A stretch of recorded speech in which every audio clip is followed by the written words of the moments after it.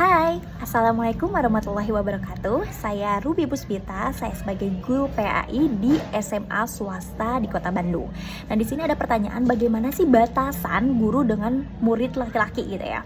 Kalau di SMA swasta kan perempuan dan laki-laki emang disatukan gitu kan dalam satu kelas. Nah, bagaimana sih cara kita batasannya, terutama dalam hal salim gitu ya? Kalau salim saya seperti ini, dan itu dimengerti gitu ya sama murid laki-laki.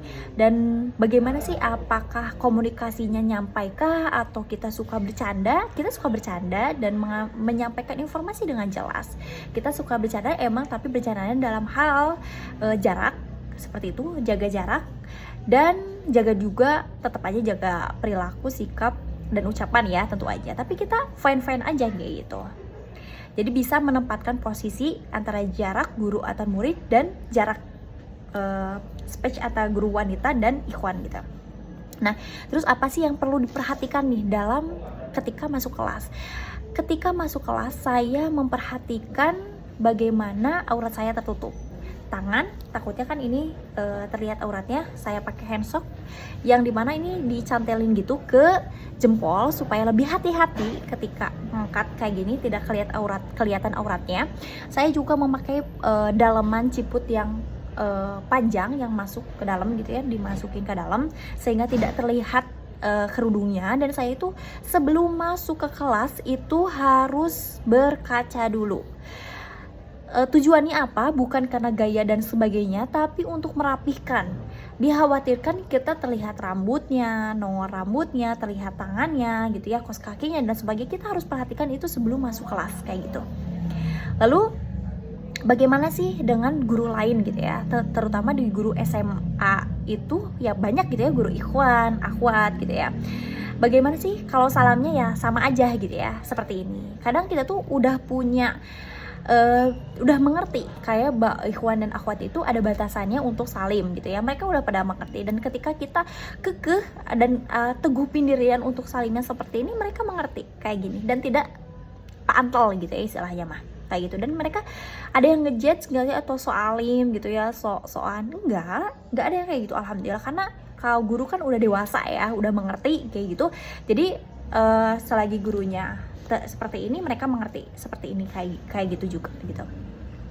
Nah, terus apakah kuat mentalnya kalau misalnya kita kan suka ada ya nih guru-guru yang julid?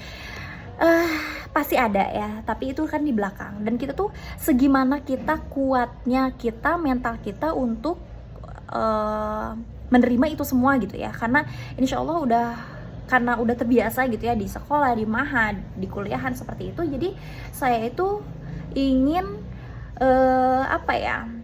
bersemangat juga untuk memberikan contoh sebagai guru PAI bahwa ada keterbatasan antara guru akhwat dan ikhwan, guru akhwat dan guru akhwat kepada muridnya ikhwan gitu. Jadi supaya mencontoh bahwa kita tuh bisa saling pembelajaran, mengajar dan belajar itu mudah ketika dengan gaya kita sendiri, dengan jaga jarak yang tadi gitu ya, berkomunikasi dengan guru rapat dan sebagainya, tetap jaga jarak tapi informasi tersampaikan, bekerja dengan baik kayak gitu ya, dengan menutup aurat yang rapi dan gitu. Jadi ketika seorang perempuan keluar dengan menutup auratnya, menjaga pandangannya, penglihatannya, tubuhnya gitu ya, untuk tidak tersentuh oleh laki-laki lain, dan itu Masya Allah yang sangat tekankan gitu ya, yang sangat diharuskan untuk wanita-wanita muslimah yang mau bekerja di luar.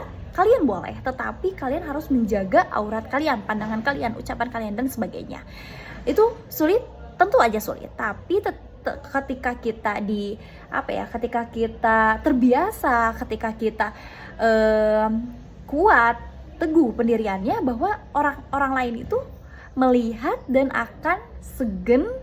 Kalau udah segen kita tuh bakal jadi role modelnya orang lain gitu ya, atau guru-guru atau anak-anak gitu ya. Karena kebenaran itu, pengetahuan yang mereka miliki tentang Islam itu ada, tetapi kurangnya ada figur yang nyata gitu ya. Di dunia nyata tuh kurang gitu ya. Makanya kita harus teguh pendirian gitu ya. meskipun sekolah swasta yang enggak islami gitu ya, yang campur ada nonis dan sebagainya, tapi kita harus menjunjung tinggi apa yang sudah Allah dan Rasulullah ajarkan kepada kita kayak gitu.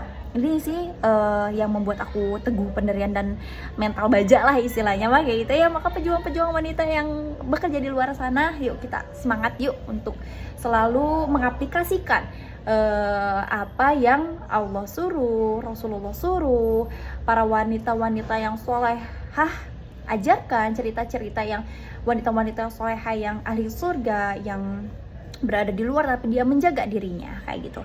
Terus apalagi nih, gimana sih kalau apa ini, kuman apa, kata ya, yaudah ini ada kata-kata terakhir ya. Kata terakhir itu semangat untuk kaum muslimah yang bekerja di luar, baik itu di kantoran, guru, TNI dan sebagainya.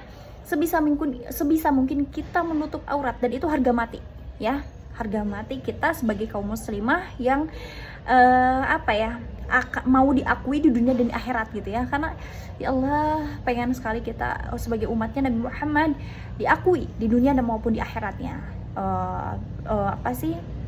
Lalu menjadi barisannya wanita-wanita solehah nanti di akhirat. Dan pesannya untuk semua kaum muslimah yang bekerja di luar, sebisa mungkin untuk kita syar'i, menjaga selalu ngaca gitu ya, selalu ngaca apakah kita terlihat dengan rapi, auratnya terlihat dan sebagainya gitu ya, segera perbaiki kayak gitu. Dan semangat semuanya, teruslah mengupgrade diri, teruslah untuk lebih dekat kepada Allah dalam situasi apapun kita zikrullah. Dan insya Allah kita tuh kalau mengingat Allah dalam keadaan ramai, maka Allah akan mengingat kita dalam keadaan sepi. Jika kita mengingat Allah dalam keadaan sepi, bahkan Allah pun akan mengingat kita dalam keadaan ramai gitu ya teman-teman ya. Semangat terus. Assalamualaikum warahmatullahi wabarakatuh.